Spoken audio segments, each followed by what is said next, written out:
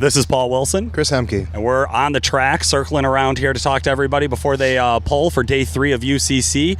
We wrangled Eric Merchant over here in the corner. Eric, how's the weekend going for you? Great. We're here, we're having fun, and that's about all we can ask for right now.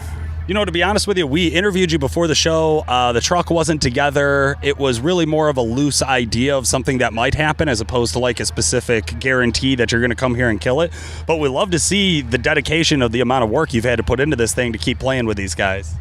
Yeah, as of Wednesday morning, it was still a loose idea. I was just going to say. So the fact that we're even here right now is pretty cool. And we have no expectations, but we're here. And that's the biggest thing. It's first year. There's no way you can predict what really takes to be involved in this. And so just being here. And you're kind of like a seasoned vet when it comes to this, you know, as far as the decent performance in this industry. And for you couldn't plan accordingly. Like, there is no planning for something like this. No, there is absolutely no planning for that. Well, there probably is if you've done it once or twice. Yeah. But I don't think you can predict any of this stuff. And that's what keeps it fun. I think the biggest thing that's made this weekend fun is obviously not our performance, but the camaraderie with everybody. I mean, people come out of the woodwork to just spend all night long, whatever they got to do to get everybody's what they need.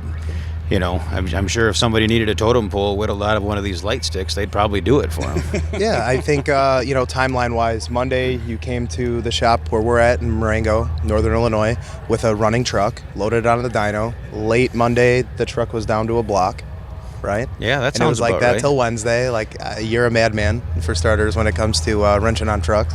And then Wednesday, you trailered the truck back to Michigan. Yeah, still not running. With some, obviously some frustration there, right. and when I had left Wednesday morning, it was fairly exhausted, yep. And the plan at that point was to get the truck washed up, put the stickers on it, and at least get it down here for display. I mean, we do have a lot of people that have stepped up, so. But that 4-hour trip home, it's like we can't stop now. We're this close, so.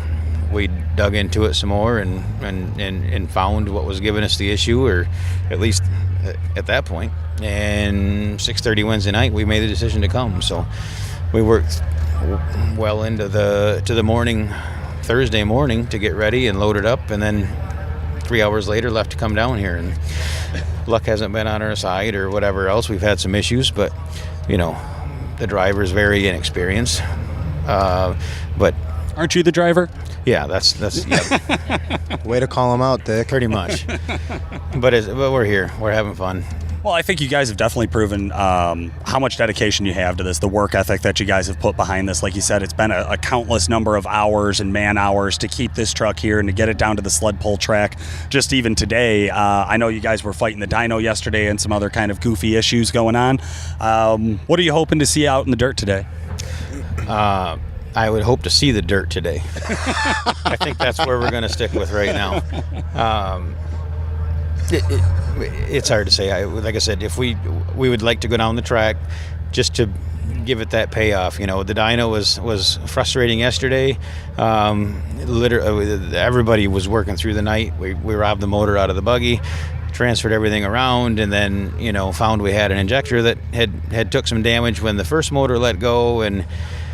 And I'm cautiously not mentioning any names or people because I know I'm not going to remember them all. We'll talk again in a week or two, and I'll make a big list up. But for now, it's just. And then we got to the dyno, and as we're dragging it to the dyno, Bob was literally in the seat rewriting some tunes because the other motor we put in did not have an alt-fire cam. We ended up with bigger injectors because the ones we had didn't work. So it's unfortunate, but.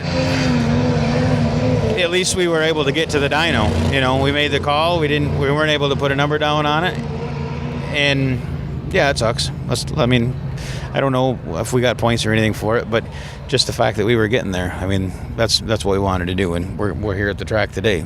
After resolving the issues we had on the dyno with just some output speed sensor signal wires. So here we are. We're going to have fun. I'm already talking about what we're going to do different next year. I don't know if we'll have the opportunity again, just because of, you got to qualify, you got to make the show, you got to earn your way into this. So, if you have to do the qualifier bracket next year, will you? I think so. I understand that's how the system works and everything else, but to be part of this, I mean, somebody asked me this morning if it felt like going to the Super Bowl without having played any games. I'm like, no, it's like going to the Super Bowl without knowing what a football looked like. Well, Eric, we're definitely rooting for you out here. We can't wait to see what the truck does out on the track. Thank you so much for taking a minute out to speak with our listeners. This has been Paul Wilson, Chris Hemke, Eric Merchant. Thanks for listening.